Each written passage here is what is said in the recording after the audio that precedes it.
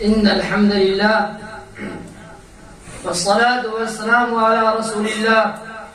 أما بعد، قال الله تعالى: هو الذي أرسل رسوله بالهدى ودين الحق ليظهره على الدين كله ولو كره المشركون.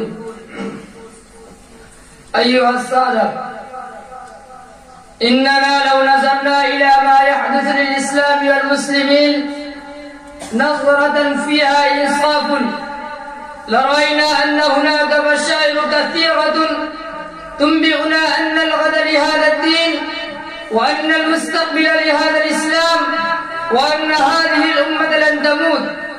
إن في هذا الدين روحا بناتا تظهر وتستيقظ كلما تتعاظم الشدائد، وكلما يهاجم أعداء الدين في عقر داره.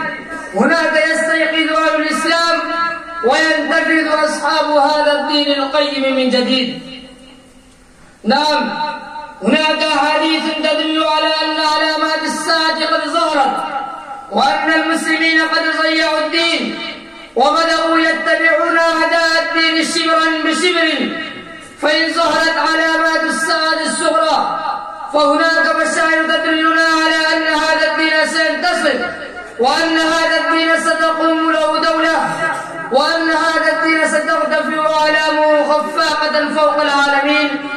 هذا ما نطق به القرآن الكريم: يريدون ليطفئوا نور الله بأفواههم والله متم نوره ولو كره الكافرون. أكتفي بهذه الكلمات، والسلام عليكم ورحمة الله.